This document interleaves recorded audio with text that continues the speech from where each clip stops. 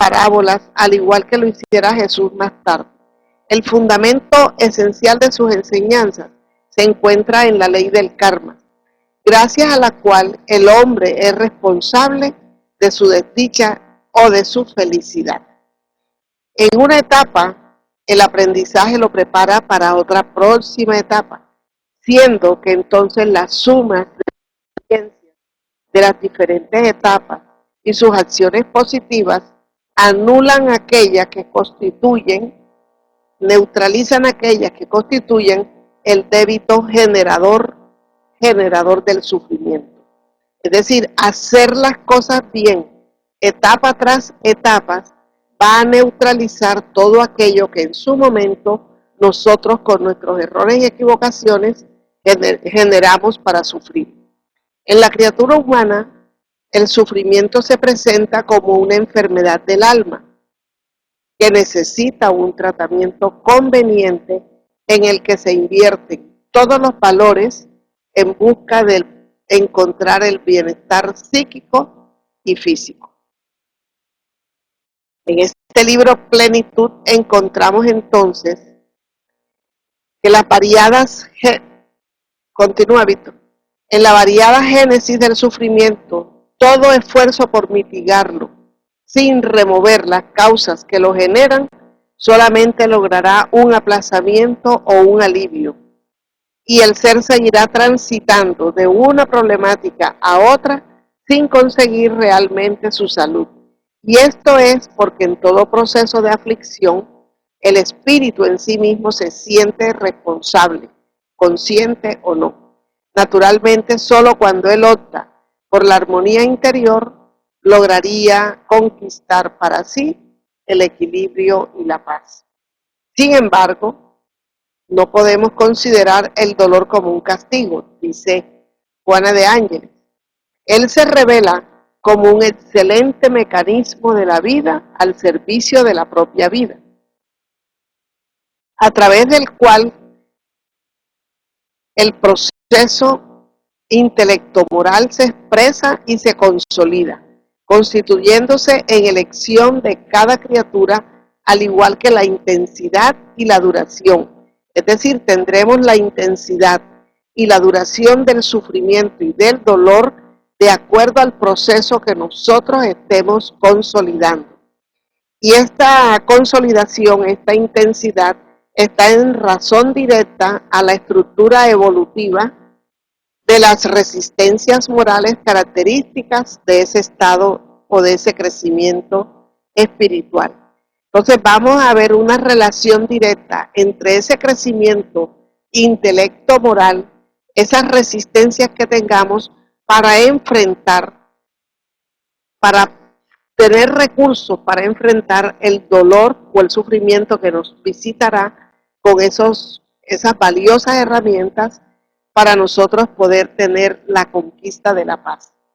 Nos volvemos en ese proceso evolutivo, seguimos trabajando en esas experiencias, etapas sucesivas, seguimos creciendo de alguna manera y es así como nos vamos sensibilizando. Y la sensibilidad emocional es la que filtra el dolor y lo exterioriza. Esa sensibilidad emocional que filtra el dolor y lo exterioriza, cuando es reducida, cuando no existe, cuando no se ha trabajado, vamos a tener entonces como respuesta al dolor las agresiones de cualquier orden. Violencia, agresividad, envidias, de venganzas y una serie de conductas reprochables. Y de allí surge entonces que el sufrimiento es mayor en esas áreas moral y emocional cuando ha habido una sensibilidad crecida, que solamente se encuentra esa sensibilidad crecida en los portadores de más alto nivel de evolución, de la sensibilidad, del amor, esos portadores capaces de superar tales condiciones de sufrimiento, sobreponiéndose mediante el control de que son portadores. Cuando se tiene un crecimiento de alto quilate, se tiene control sobre todas estas situaciones emocionales cuando estamos frente a un dolor moral. y es allí donde se diluye en la esperanza, en la ternura y en la seguridad de la victoria las imposiciones aflictivas. Es decir, las empezamos a diluir por la convicción que tenemos de todas estas áreas trabajadas, esa sensibilidad superada, y vamos a tener un mejor manejo de una situación adversa que nosotros podríamos resolver, no disminuyendo el dolor, sino resolviendo ante esa situación difícil. Frente al sufrimiento, el hombre debe identificar sus causas, porque proceden de los actos degradantes, próximos o lejanos, con relación a nuestras reencarnaciones. Entonces nosotros tenemos como un libro escrito y tenemos en esas páginas de las vidas anteriores algunas situaciones degradantes que aparecen en la vida presente y si nosotros no identificamos que ese sufrimiento está en nosotros en las vidas pasadas, como nos lo enseña el Evangelio en el capítulo 5, causas anteriores de nuestros sufrimientos, si nosotros no identificamos ese sufrimiento en sus causas que proceden de las vidas pasadas, nosotros no vamos a tener los recursos suficientes para esa solución. Entonces, ¿qué nos toca? Enfrentar y examinar el sufrimiento sin hacer uso de válvulas de escape. ¿Cuáles son las válvulas de escape? Huir a través del licor, a través de la conducta inmoral, a través del suicidio, tratar de buscar el camino más corto para no enfrentarnos ante una actitud con lucidez, con valor, sino buscar los caminos de los escapes. Entonces, es esa presentación de nosotros ante un sufrimiento sería un valioso recurso, una actitud saludable que tendría más adelante un efecto terapéutico propiciándonos la paz. Una de las manifestaciones de ese crecimiento ante la adversidad es la resignación dinámica, es decir, la aceptación del problema con una actitud valiente que nos lleve a remover las causas, y esto representa un paso avanzado para la solución. Si nosotros descubrimos por el autoexamen nuestras tendencias, nuestras flaquezas, nuestros vicios, y sabemos que ellos empezaron en nuestra vida, en nosotros como espíritus, en vidas pasadas, a través de determinadas conductas, tenemos que modificar radicalmente esa conducta para que, eliminando la causa, no nos hagamos acreedores a sufrimientos peores, a situaciones peores. Entonces, cuando hacemos el análisis de los sufrimientos, encontramos que el dolor maltrata los sentimientos, que el dolor trae infelicidad y nos lleva a conclusiones falsas. Decir que somos de malas, que no tenemos suerte, que Dios es injusto, que por qué a mí, y empezamos con esa serie de cuestionamientos. Incita a los estados de exaltación emocional o de depresión conforme a la estructura íntima de cada ser, y se presenta bajo los dos aspectos, físico o mental. Aquí pusimos orgánico o mental. En ese caso, el dolor es como una dolencia y a la vez una consecuencia, porque me duele, porque estoy enferma, y eso también altera mi salud mental, mi preocupación. Y allí el dolor se convierte en dolencia y a la vez en una consecuencia. El dolor viene a ser como el buril que actúa sobre la piedra bruta, puliéndola, lapidándola, sacándole brillo, suavizándola. Y las enfermedades, en este caso, las que van a generar una consecuencia dolorosa, son mecanismos purificadores para que el alma despierte sus potencialidades y brille más allá del recipiente orgánico que la encarcela. En medio de la enfermedad nosotros tenemos que sacar esas potencialidades que tenemos dormidas y que la enfermedad nos hace un clic para ese despertar y entonces nuestra alma va a resurgir con muchísimo más brillo. La enfermedad predomina en aquellos que se encuentran o que nos encontramos inmersos en los procesos de la justicia divina, mediante restricciones dañinas, es decir, comienzan las prohibiciones de las cosas que nos gustan. Todas esas restricciones dañinas las padece ya sea por mecanismos genéticos, por una contaminación posterior, porque tuvimos una infancia de escasez alimenticia, porque tuvimos maltratos físicos y psicológicos, en un enmarañado de causas próximas o de compromisos negativos en el pasado más remoto. Igualmente las tensiones físicas, mentales y emocionales son responsables por las dolencias y entonces tenemos allí el sufrimiento que genera el sufrimiento. El sufrimiento puede provenir de ese disgusto orgánico mental que es un proceso degenerador del instrumento material del hombre, es decir, de nuestros órganos físicos. Puede ser el sistema nervioso, el sistema respiratorio, el sistema digestivo, en fin, son esas las situaciones de un instrumento material que se ha dañado por esos abusos que en algún momento hemos cometido. También puede resultar sufrimiento de la transitoriedad de la vida, de la propia vida física y de esa fragilidad de todos los bienes que proporcionan un placer momentáneo, convirtiéndose en motivo de preocupación, de arrepentimiento y hasta de amargura. A veces nos hacemos compromisos de situaciones materiales que no tenemos la capacidad de resolver y en el momento tenemos el placer de esa situación que nosotros mismos nos proporcionamos, pero que con el paso de las semanas y de los meses nos vamos a ver abocados a situaciones no agradables, a situaciones apremiantes, y entonces allí vamos a tener, por la transitoriedad de las cosas materiales de la vida, vamos a tener preocupación, nos vamos a arrepentir de haber hecho ese crédito o esa compra, y eso va a amargarnos la vida. También tenemos el placer que genera sufrimiento. Nos dice Juana de Ángelis que lo cotidiano demuestra que la búsqueda insaciable del placer constituye un tormento que aflige sin compensación y la responsable por ese resultado es la ilusión.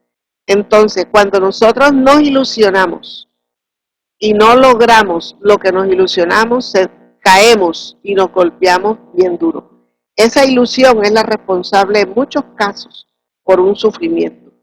Y ese es el sufrimiento de lo transitorio de las cosas materiales. Finalmente surge el sufrimiento de los condicionamientos físico y mental. Los hábitos arraigados constituyen una segunda naturaleza que prevalece en la conducta psicológica del individuo. Esos malos hábitos arraigados, los cambios y transformaciones producen sufrimiento por la necesidad de ajustes, por el esfuerzo de la adaptación y los altibajos para la emoción que tienden a reaccionar a los cambios que se deben operar en la conducta. Cuando tenemos que dejar un vicio, tenemos que hacer unos ajustes y tenemos entonces una reacción o unos síndromes físicos ante esa nueva adaptación por un cambio en nuestra conducta. Esa naturaleza, esa segunda naturaleza de ese condicionamiento físico y mental también genera sufrimiento. El sufrimiento y el amor forman parte del mecanismo de la evolución en la tierra. Cuando uno se aparta, el otro se presenta. Para la doctrina espírita, el hombre es la síntesis de sus propias experiencias. Víctor, por favor. El hombre es autor de su destino. Él elabora su destino mediante los impositivos del determinismo y del libre albedrío. El determinismo inevitable en algunos casos como el nacimiento, la desencarnación, la reencarnación, establece el determinismo las líneas matrices de la existencia corporal. Ser feliz o desdichado depende del libre albedrío personal. De ese modo, el individuo es el resultado de sus actividades anteriores, es decir, la suma de las experiencias anteriores.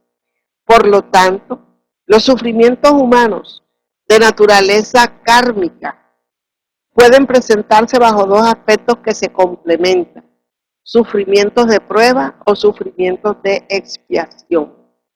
Ambos tienen por objeto educar o reeducar, predisponiendo a las criaturas al inevitable crecimiento íntimo en busca de la felicidad que les aguarda.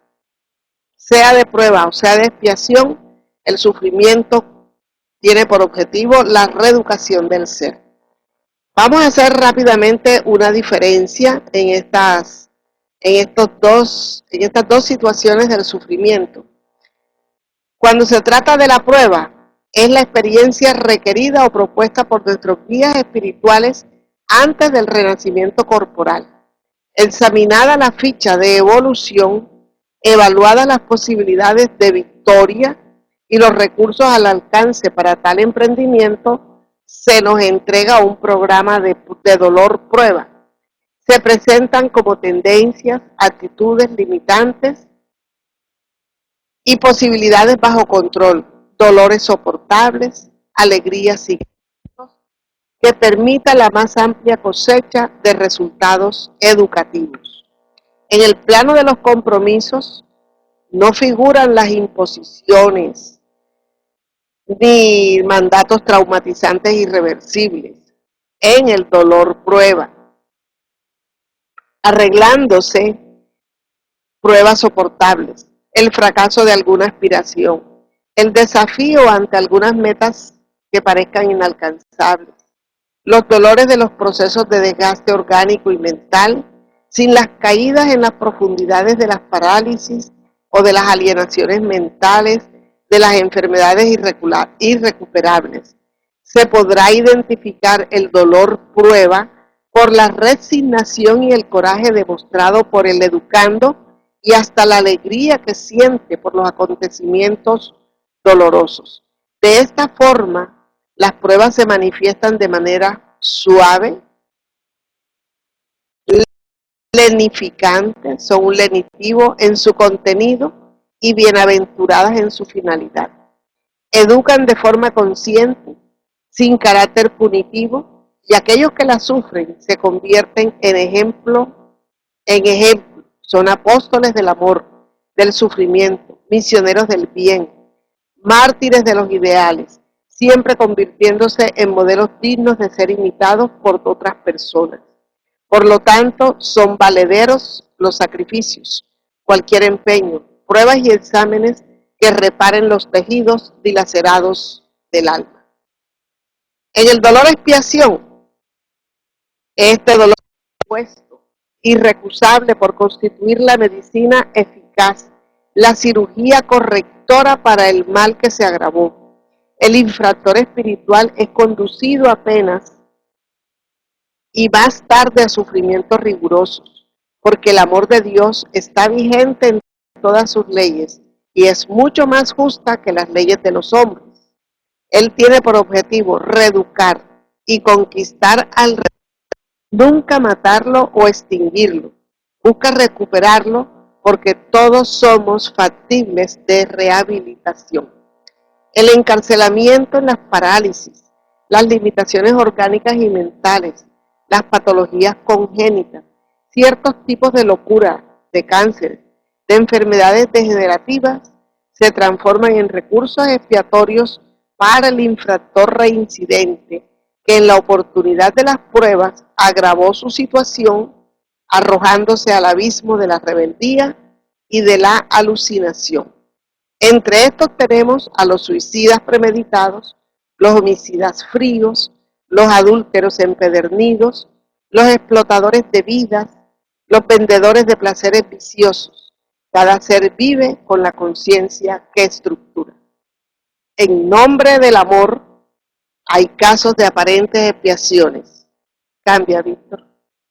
Seres mutilados, ciegos, paralíticos, leprosos, portadores de SIDA, entre otros, que escogieron estas situaciones para enseñar el coraje y el bienestar moral a los débiles en las luchas. A todos ellos vienen con todas estas problemáticas a dar ejemplo y animarlos a seguir adelante. Jesús fue el máximo ejemplo. Luego, Francisco de Asís, que no expurgaba débitos. Pásala, Víctor. Las expiaciones pueden ser atenuadas. El dolor expiación puede ser atenuada cuando nos dedicamos al bien en medio del dolor, pero nunca eliminadas.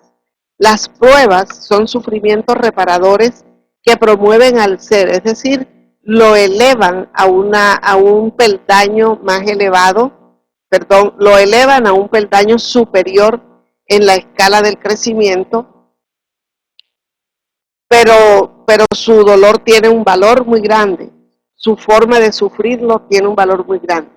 Las expiaciones solo restauran el equilibrio perdido. Por lo tanto, los orígenes del sufrimiento están siempre con aquel que los porta. Cambio. Los padece en los recónditos de su ser, en los paneles profundos de su propia conciencia. Junto a los sufrimientos de causas anteriores, surgen los de las causas actuales, cuando el hombre busca, mediante la irresponsabilidad, la precipitación, la prevalencia del egoísmo que lo incita a la elección de lo que es mejor para sí, en detrimento de su prójimo. Con el deseo de apresurar esa recuperación es que se invierte el orden de los acontecimientos. Entonces es allí donde el dolor, por medio del dolor, el ser regresa al amor. Entonces nosotros vamos a encontrar que el dolor va a ser el medicamento esencial y específico para que nosotros podamos volvernos amorosos, volvernos mansos, reeducarnos espiritualmente en nuestro carácter, especialmente en ese carácter. Vamos a pasar a unas enseñanzas que me parecieron valiosas. El tiempo nos está correteando. Víctor, pásame la lámina. Y vamos a encontrar en el libro el problema del ser, del destino y del dolor, del admirado León Denis, que él nos dice, él en ese capítulo nos dice que fundamentalmente el dolor es, que fundamentalmente el dolor es una ley de equilibrio y educación.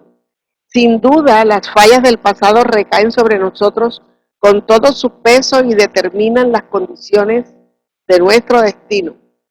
El sufrimiento es la repercusión de las violaciones que hemos hecho al orden eterno. La acción del dolor es benéfica para quien sabe comprenderlo, pero solo podrán comprenderlo aquellos que sientan sus poderosos efectos. Es muy difícil hacer entender a la humanidad, dice León Denis, que el sufrimiento sea bueno. Cada cual querría rehacer y embellecer la vida a su voluntad, adornarla con todos los deleites, sin pensar que no hay bien sin dolor, ascenso sin sudores y sin esfuerzos. La tendencia general consiste en cerrarnos en el estrecho círculo del individualismo, de cada uno para sí. De esa forma el hombre se derrumba, se reduce a estrechos límites, cuando todo en él es grande, cuando está destinado a desarrollarse, a extenderse, a dilatarse, a abrir el vuelo.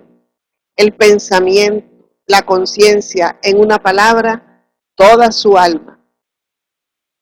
Para quebrar ese círculo del individualismo, para que todas las virtudes ocultas se expandan a la luz, es necesario el dolor. La desgracia y las pruebas hacen chorrear en nosotros las fuentes de una vida desconocida y más bella. Las tristezas y el sufrimiento nos hacen ver, oír sentir mil cosas, delicadas o fuertes, que el hombre feliz o el hombre vulgar no puede percibir. El genio no es solamente el resultado de trabajos seculares, es también la apoteosis, la coronación del sufrimiento. Todos los grandes hombres han sufrido. El dolor les hace vibrar el alma, les inspiró la nobleza, los sentimientos, la intensidad de la emoción que supieron traducir con los acentos del genio y que los inmortalizó. Cámbiame la diapositiva. Es el, déjamela aquí. Es en el dolor que más sobresalen los cánticos del alma. Cuando el dolor alcanza las profundidades del ser, hace salir de allá los gritos elocuentes, los poderosos llamados que conmueven y arrastran multitudes. Se da lo mismo con todos los héroes, con todos los grandes caracteres, con los corazones generosos, con los espíritus más eminentes. Su elevación se mide por la suma de los sufrimientos que pasarán. Ante el dolor y la muerte, el alma del héroe y del mártir se releva en su belleza conmovedora, en su grandeza trágica, que toca a veces lo sublime y la aureola de luz inextinguible. Suprimiendo el dolor, se suprime al mismo tiempo lo que es más digno en este mundo, que es el coraje de soportar. La más noble enseñanza que se puede presentar a los hombres no es la mejoría de aquellos que sufrieran y murieran por la verdad y la justicia. Las almas que dieran tales ejemplos se engrandecen ante nuestros ojos con los siglos y parecen de lejos más imponentes todavía. Su muerte generó la vida y su recuerdo, como aroma sutil, va a lanzar por todas partes las simientes de los entusiasmos futuros. Y como nos enseñan esas almas por la dedicación, por el sufrimiento dignamente soportado, es como se escalan los caminos a las esferas superiores. Es necesario sufrir para adquirir y conquistar. Los actos de sacrificio aumentan las radiales psíquicas. Hay como una estela luminosa que sigue en el espacio a los espíritus de los héroes y de los mártires. Son necesarios los infortunios y las angustias para dar al alma su lustre, su belleza moral, para despertar sus sentidos adormecidos. La vida dolorosa es un alambique donde se destilan los seres para mundos mejores. La forma como el corazón se embellece, todo por haber sufrido. Hay en estas vidas un toque grave y tierno, y en los rostros que las lágrimas surcan muchas veces. Miguel Ángel adoptara como norma para proceder en sus trabajos los dos siguientes preceptos. Concéntrate y haz como el escultor hace la obra que quiere hermosear. Pasa. Saca lo superfluo, aclara lo oscuro, difunde la luz por todo y no sueltes el cincel. ¡Qué belleza! Máxima sublime que contiene el principio de todo perfeccionamiento íntimo. Nuestra alma es nuestra obra maestra. En efecto, obra capital y fecunda que sobrepuja en grandeza todas las manifestaciones parciales del arte, de la ciencia, del genio. Sin embargo, las dificultades de la ejecución son correspondientes al esplendor del objetivo, y ante la penosa tarea de la reforma interior, cambia, Víctor, del combate incesante trabado con nuestras pasiones, ¿cuántas veces el artista se desanima? ¿Cuántas veces abandona el cincel? Entonces es cuando Dios le envía el auxilio, el dolor.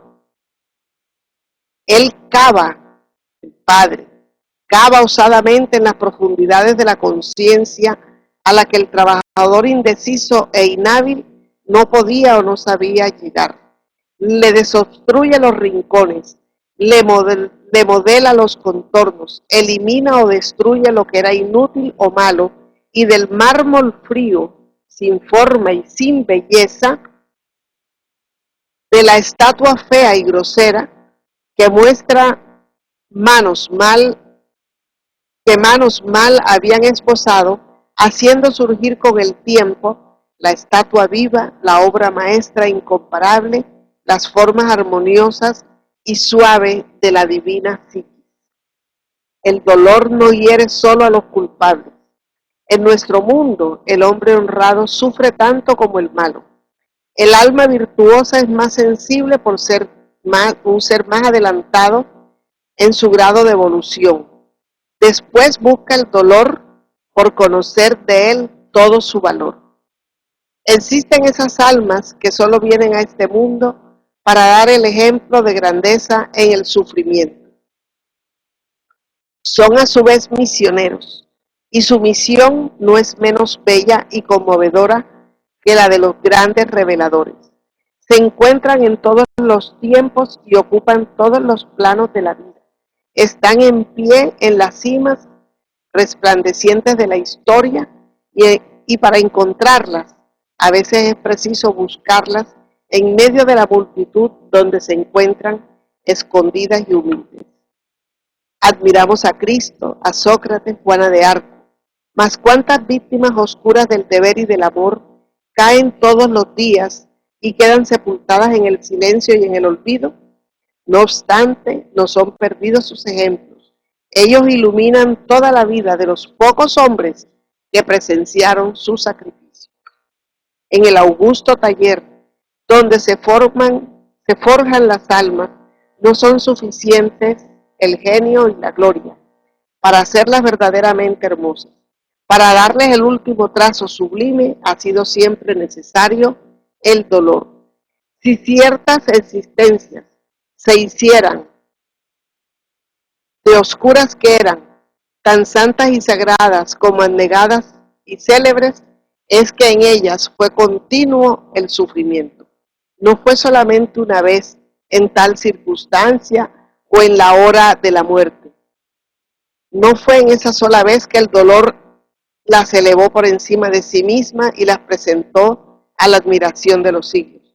Fue porque toda su vida ha sido una inmolación constante.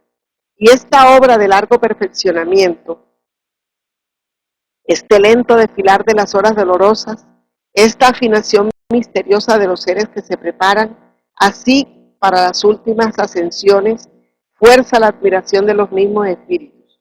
Y este espectáculo conmovedor que les inspira la voluntad de renacer entre nosotros a fin de sufrir y morir otra vez por todo lo que es grande, por todo lo que aman y para que con este nuevo sacrificio hagan más vivo su propio brillo. El dolor físico es, en general, un aviso de la naturaleza que busca preservarnos de los excesos. Sin él, abusaríamos de nuestros órganos hasta el punto de destruirnos antes de tiempo. A las almas débiles, cambia Víctor, por su acción, a las almas débiles, por su acción química, tiene siempre un resultado útil, mas ese resultado varía infinitamente según los individuos y su estado de adelantamiento. Perfeccionado nuestro envoltorio material, se da más fuerza al ser interior, más facilidad para despegarse de las cosas terrenas. En otros, más adelantados, en su grado de evolución, actuará en el sentido moral. Es decir, el dolor será un adelanto en sentido material en la salud y en otros en el sentido moral. El dolor es como una ala dada al alma esclavizada por la carne para ayudarla a desprenderse y a elevarse más alto. Si en las horas de prueba supiéramos observar el trabajo interno, la acción misteriosa del dolor en nosotros, en nuestro yo, en nuestra conciencia, comprenderíamos mejor su obra sublime de educación y perfeccionamiento. Veríamos que el dolor hiere siempre la cuerda sensible. La mano que dirige el cincel es la del artista incomparable. no se cansa de trabajar, mientras no hayas redondeado, pulido, devastado las aristas de nuestro carácter. Para eso volverá tantas veces a la carga cuantas veces sea necesario. Y bajo la acción de los martillazos repetidos forzosamente, la arrogancia y la excesiva personalidad han de caer en ese individuo. La apatía, la pereza y la indiferencia desaparecerán en otros. La dureza, la cólera y el furor y el furor en un tercero. Para todos tendrá procesos diferentes, infinitamente variados según los individuos, mas en todos actuará con eficacia. De modo a provocar o desarrollar la sensibilidad, la delicadeza, la bondad, la ternura, a hacer salir de las dilaceraciones y de las lágrimas alguna cualidad desconocida que dormía silenciosa en el fondo del ser, o si no una nobleza nueva, adorno del alma para siempre adquirida. Es decir, una nueva situación, un nuevo crecimiento que va a quedar por siempre en esa alma. Así, detrás del dolor hay alguien invisible que dirige su acción y la regula según las necesidades de cada uno, con un arte y una sabiduría infinita, trabajando para aumentar nuestra belleza interior nunca acabada, siempre continuada, de luz en luz, de virtud en virtud, hasta que nos hayamos convertido en espíritus celestes. Es pues realmente por el amor que nos tiene que Dios envía el sufrimiento, nos hiere, nos corrige como la madre corrige al hijo para educarlo y mejorarlo. Trabaja incesantemente para ser dóciles, para purificar y embellecer nuestras almas, porque ellas no pueden ser verdaderas, completamente felices, sino en la medida correspondiente a sus perfecciones. Tenemos aquí ahora unas conclusiones de este estudio que nos presenta León Denis y nos dice, ya para concluir, ¿y para qué sirve el dolor? Para pulir la piedra, esculpir el mármol, fundir el vidrio, martillar el hierro. Sirve para edificar y ornar el templo magnífico lleno de rayos, de vibraciones, de himnos, de perfumes, donde se combinan todas las artes para expresar lo divino, preparar la apoteosis del pensamiento consciente, celebrar la liberación de los espíritus. Y ved cuál es el resultado obtenido, con lo que en vosotros, con lo que en nosotros eran elementos dispersos, materiales informes, y a veces hasta en el vicioso y decrépito, ruinas y destrozos, el dolor levantó, construyó en el corazón del hombre un altar espléndido de belleza moral a la verdad eterna.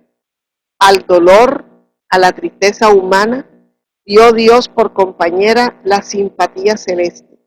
Y esa simpatía toma muchas veces la forma de un ser amado, que en los días de pruebas baja lleno de solicitud ese ser y recoge cada una de nuestros dolores para con ellos tejernos una corona de luz en el espacio. Esfuérzate por ser a tu turno un ejemplo para nosotros. Por tu actitud ante el dolor, por el modo voluntario y corajudo con que lo aceptes, por la confianza en el futuro, hazlo más aceptable a los ojos de los otros. En una palabra, haz al dolor más bello. La armonía y la belleza son leyes universales. Y en ese conjunto, el dolor tiene su papel estético. Sería pueril rabiarnos contra ese elemento necesario a la belleza del mundo. Es decir, no debemos tomar rabia por el dolor. Exaltémoslo, antes con visión y esperanzas más elevadas. Veamos en él el remedio para todos los vicios, para todas las decadencias, para todas las caídas. Cambia, Víctor. El equilibrio mental y moral delante del sufrimiento es de invaluable significación positiva y se consigue a través del entrenamiento por medio de la meditación, por medio de la oración, que proceden del conocimiento que ilumina la conciencia, orientándola correctamente. No es orar por orar, sin sentimiento, con conocimiento, con iluminación, con resignación, con cualidades. Elevemos entonces los pensamientos, pásame la última, los corazones, las voluntades, abramos nuestras almas a los grandes soplos del espacio, levantemos la mirada hacia el futuro sin límites, recordemos que ese futuro nos pertenece y que nuestra tarea es conquistarlo. Del Evangelio según el Espiritismo, en el capítulo 6, el Cristo Consolador, hay un parrafito hermoso. Saqué este parrafito que dice, el Espíritu de verdad: vengo a enseñar y a confortar a los pobres desheredados. Vengo a decirles que eleven su resignación hasta el nivel de sus pruebas, que lloren, porque el dolor ha sido consagrado en la huerta de los olivos, pero que abriguen esperanza, pues los ángeles consoladores acudirán también a enjugar sus lágrimas. Gracias, amigos. Ha sido para mí un gusto compartir este estudio.